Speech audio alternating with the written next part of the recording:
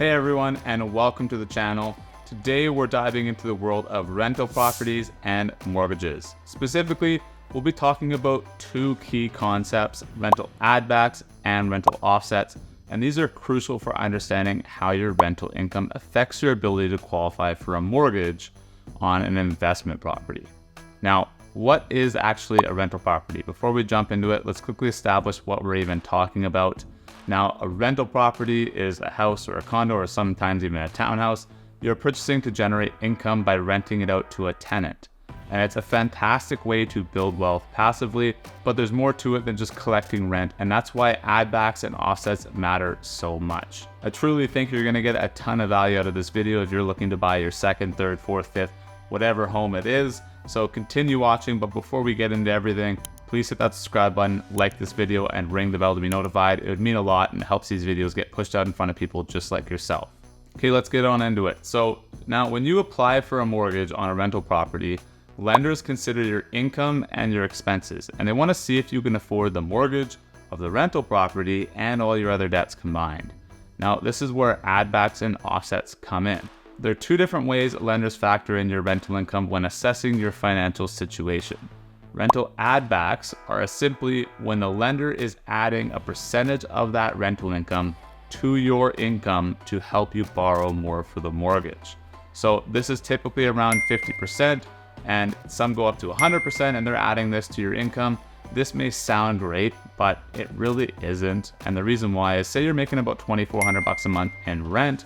Well, that's only $1,200 a month that they're actually adding to your income, which only amounts to about $50,000 to $70,000 in borrowing power. So it really doesn't help out that much, especially if you already have a mortgage for your owner-occupied property. Now, to give you an example of this in action, let's say that you have a $400,000 mortgage on a rental property with a monthly rent of $2,400 a month. Now, with a 50% add back, your add back amount is only going to be $14,400 per year.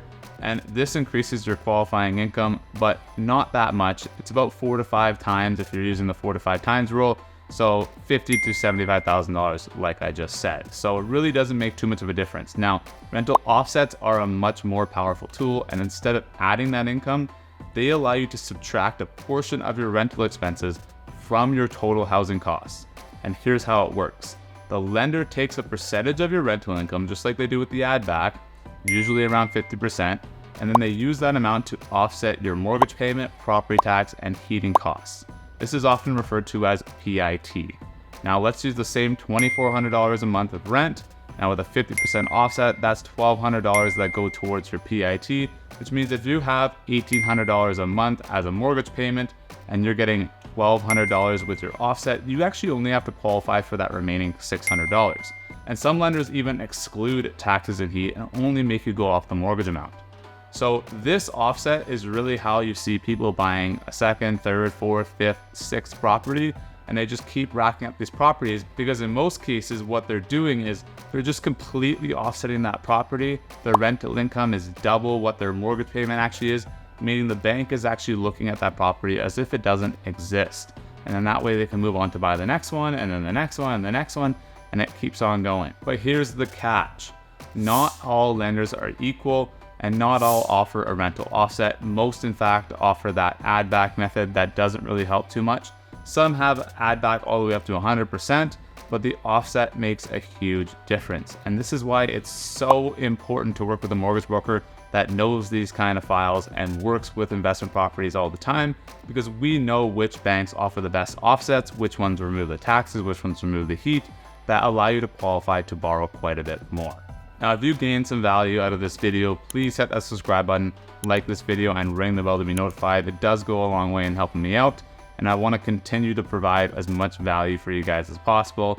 Thanks a lot for watching, guys. Catch you on the next one.